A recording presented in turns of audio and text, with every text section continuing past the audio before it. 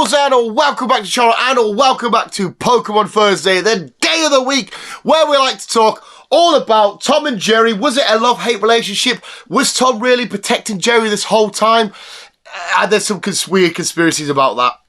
About like Tom was actually trying to look after Jerry because the house, the owner, the lady wanted him out, but he was doing a really bad job. I don't know, there's a weird theory and it kind of makes you feel gammy, but the last episode of Tom and Jerry anyway, the last episode's a bit weird and fun. We're here to talk about Pokemon, not Tom and Jerry. I actually nearly went down that rabbit hole and just started spewing about Tom and Jerry. I'm an idiot. Of course, here to talk all about Pokemon, and we've got another Pokemon list of something of every generation. We recently did the most used Pokemon for every generation. And my clicky decides not to work. Why don't you want to work? Oh my god. We've done, like I said, a similar list, and it doesn't, right, we've done Pokemon that we were most used for every generation. It doesn't mean it's the most popular or, you know, the most favourite or whatnot. It just means, you know, the most, okay, well, I've got my favourites, I've got my favourite starter, blah, blah, blah. Now we're also going to use a Pokemon that I love and I really like, but it's not my favourite, but we know it's really handy. And it's the same for this sort of video. This time we're going to do the Pokemon that's the least used. So maybe there's a flying type, but you go for the other flying type because it's a bit more stronger, or the design's a bit better, or it's, who else we got on the list? Or it's something that's really, like, you don't hate, but it's funky looking, or something that's got, you know, minimal amount of use, or it's just really weak. But who is the least used Pokemon from every generation? Not the least favourite, not the most unpopular, just a Pokemon that everybody doesn't mind and everyone's, you know, cool with, but I barely use you in a team. I went into a bit too much of describing the rules. You guys obviously know the fucking rules and what did most this, you know the crack. I think I bet went a bit overboard there. Anyway, visuals, are we ready? Please let me know in the comments below who you think was the most. Because again, it's one of them lists where it's completely and totally subjective. I could be just going back and thinking of my playthroughs and why I wouldn't pick these or why I wouldn't pick them or whatever. So each playthrough of every Pokemon, of every trainer is completely different and unique. So I could name Pokemon here and they were always on your team. So please let me know in the comments below any of them you want to disagree with. Let's get the conversation going. This is absolutely fucking amazing. I've been loving doing these sort of videos. We've done like 6, 7, maybe even 8 of these sort of videos now. And I'm absolutely loving it. So visuals, here we go. My 9 Pokemon for every generation. That's the... Shut up, Dan! The least used Pokemon for every generation. Why can't I just say that? Of course, we'll start off with Generation 1. Now, I know this one might sound biased because I can't stand the bastard, but it's Fearow. Yes, and I know I don't like it, and I genuinely, you know, Pokemon that I like the least from not only Gen 1, but in Pokemon in general. But to be honest, though, Fearow, I can't really... Yes, you obviously Spearow evolves into Fearow. Fearow's a bit stronger than Pidgeotto, so you've got a strong flying type early game, but then Pidgeotto gets the chance to evolve to Pidgeot sort of later on. I just can't see many people going through their Gen 1 games and going, okay, I want the regional bird, I want the early bird Pokemon. I don't want it to be Spearow though.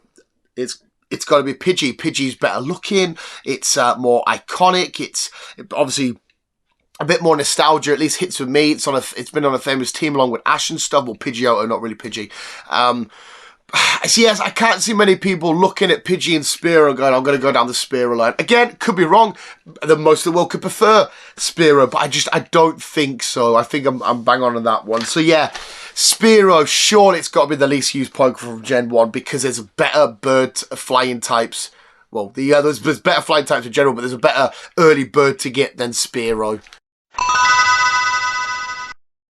2 is Unknown. Now, this is kind of what I said at the start about Pokemon that might not hate, might not dislike, because I love Unknowns so much. I love the mystery behind them. I love the history. I love the story that goes along with everything, you know, in the Entei film and whatnot, and stuff to do with, like, Arceus or that carry on. Even seeing the big Jumbo Boy in Legends Arceus and whatnot, and all the stories that Unknowns have had to tell throughout the history of Pokemon. But if we're being honest, I think most people would have caught the Unknowns. Obviously, you would have caught one of each letter and all that carry on and stuff. But it's very rare. I don't think many people would have caught an Unknown. And after realising it's just hidden power, they would have kept it on the teams for that long. I feel like they would have been caught, registered to the decks, in the box, and then maybe come back later and catch, you know, one of each letter and stuff like that. I don't think many people went through the entire game with an Unknown on their team. But again, could be wrong. But out of Generation 2, which is quite hard to pick a Pokemon from, so that's why he stands out a bit more as well, I don't think anybody's using Unknown. But free, Generation 3, Hoenn, Ruby, Sapphire, all that carry on.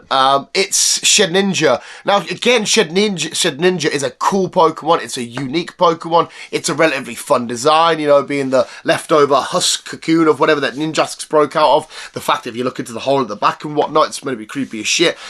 But it's too much of a niche Pokemon. There's a bit too much that goes on with it, you know, the whole super effective attacks and whatnot. The fact that it's too much of a risk and a bit of a liability. If you had your whole team surrounded by a Shedinja, I don't see it packing a great deal of a punch. There will be a lot smarter Pokemon battlers and whatnot out there that can build a team around Shedinja. But there's a reason why Shedinjas are done in certain trials and certain challenges and certain playthroughs and whatnot. I don't think many people would have said, right, let's get Shedinja on a team and let's make it one of the vocal points of our team. It would be too much of a piss take, of a ball ache to do. So yeah, Shedinja for Generation 3. For Wormadam, and I'm being very, a bit mean on this one because I'm any of the Wormadams as well, any typing you want, it doesn't matter. I'm purely basing this on design. I think Wormadams are they're a bit weird looking, they're a bit awful looking. I don't hate them as Pokemon, and I think, you know, they're absolutely fine for what they are. I just don't see many people going through the Sinnoh region and being like, yes, we've got Luxray, yes, we've got Garchomp, we've got, you know, Torterra as my starter. Let's get a Wormadam. I don't see it happening. And hey, they're not even like extremely weak. You know, they are, depending on which type you get, they are handy at certain spots as Pokemon go and whatnot. But I just think aesthetically they don't fit very well into many teams, and I think a lot of people might have been put off them. Yes, I've used one before, but I've never ever had it on my team for very, very long. I thought, I don't like the look of you, like a weird hanging bush thing. Bye. So yeah, Wormadam. Maractus. Now, originally, I wasn't going to say Maractus, but then I went in the comments of the least memorable Pokemon for every generation, and there was a brilliant comment, and a couple of people agreed, and they said they've completely forgot Maractus was a Pokemon. So then I thought, okay, so maybe if that's the case, because even I didn't even include it in my list of most forgettable Pokemon, because I completely forgot it didn't exist.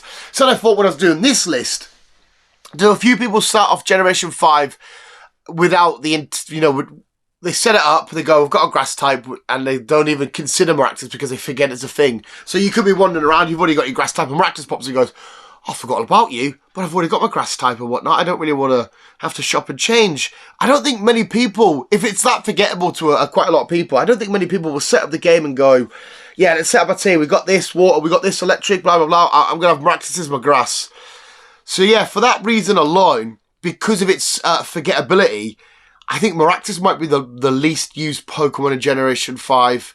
I've tried to use logic there, and as you can tell with how hard it was for me to structure sentences, me in English and formulating articulated sentences do not work. Puff. Now, you could have went... I could have went for fucking Spritzy and what the fuck is it evolved into? Aromatisse. Either way, I've went for any of these sort of fairies, but this one's purely because when the game starts, fairies introduced, you're like, oh my god, I'm intrigued, I'm curious, what's this new fairy type all about? But the second a Sylveon was introduced and talked about, most people said, I want me a Sylveon. A Sylveon needs to be on my team. I know a lot of people completely fell head over heels over Sylveon. And rightfully so, she's a great Pokemon, she's a fun Pokemon. And I think because there's a lot of better fairies, especially with older Pokemon getting the fairy type and stuff. When you want to explore the fairy type and have a go with the fairy type and see what the fairy type's all about, I don't think you go to these ones as well because the design for me lets them down and stuff like that. There are a bit... but I definitely think you look at other fairy types way before you look at... I'm gonna say Slurpuff because it is kind of gross. But yeah, I don't think you look at Slurpuff and go, yes, I'm going to make that my fairy. I think, like I said, you look at any old Pokemon that are returning that have been added the fairy type, added to it, or more important, like a Sylveon, or even like a Klefki, which I'm not a huge fan of. But I think there's a lot more fairies that come before this fairy in the X and Y games, so therefore, I think it was probably the least used Pokemon. Next up, it's Salandit, isn't it? We went Salandit? Yes, and that's the male version.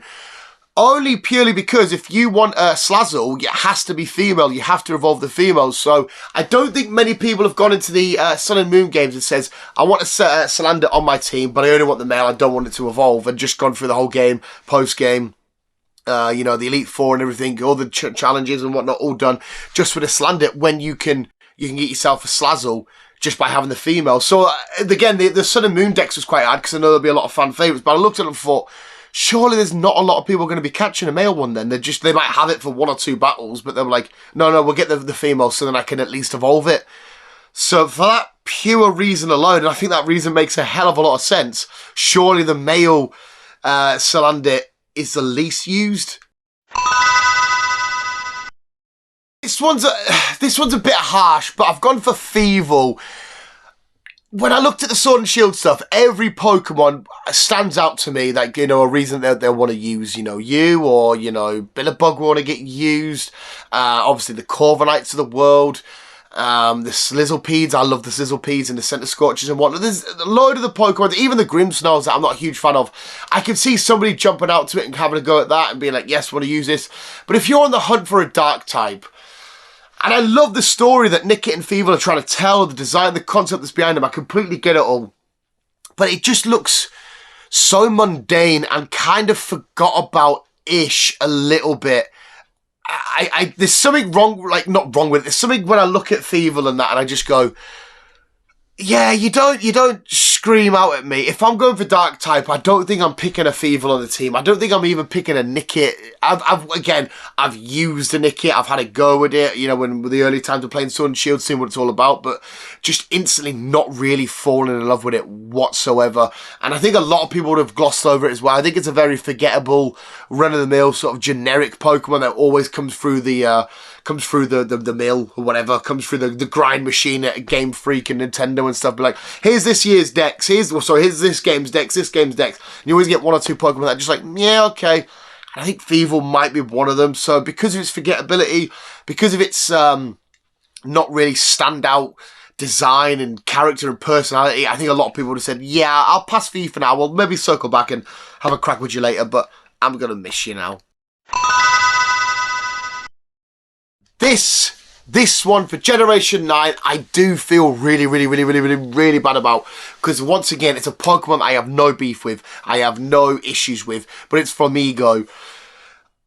The only reason why I'm chucking Flamigo on here is because for me, it doesn't distinguish itself enough from a generic Flamigo. And to the point where I'm not even sure I'm saying the real animal's name right. Because we've got Flamigo, Flamingo. The names are so similar as it is. It's like, you know, crocodile. That's far away enough from crocodile. It needs to be Feraligator, alligator. This is just like a few Flamingo. I don't know. It's just it weirdly eeks me. It weirdly irks me, and you know, gives us a bit of an ick. And as well, the design isn't even miles off. It's not even that far away from just looking like a flamingo. And I don't know, yeah, when new birds were introduced in Scarlet and Violet, I know we've got the fighting type added, which is kind of cool, I guess. But when new bird Pokemon were added and flying types, I didn't look at Flamigo and think, yes, I want some of this, even though I'm representing the pink. And again, I don't hate it as a Pokemon. It's fine. It's there. It's okay. Wicked. Cool. But yeah, it looks like a real-life Flamingo has just broke into the world of Pokemon and not really done much apart from, like, I'll change a little bit about my name and I'll just stash here and then see if anybody wants us. I don't know. I can't see many people wanting a Flamigo on their team. But once again, I could be wrong. We have the visuals, my least used Pokemon for every generation. Like I said, it's all thought, it's all opinion. None of it is fact. I could be completely miles off with every single Pokemon. I feel like I've given a little bit of reasons, good enough reasons why I've chosen each and every Pokemon on this list. But please, please, please disagree with me, school me, educate me in the comments below as to why it will be this, as to why it go into, because I haven't really gone extra hard into like stats, abilities, whether it evolves or not. whether it's early game, whether it's late game. I haven't really gone into any of that visuals. I haven't broke it down further than we possibly can. I've really gone on design or counter Pokemon that may be around it or shit like that. So please feel free, like I said, to educate me in the comments below. More importantly, visuals, just let me know what you think of my list in general. Please like the video, subscribe if you're new, and thank you so much for watching. You guys are literally the fucking best. We'll always keep being you, you beautiful bunch of legends, and we'll always keep being you and keep on, keeping on.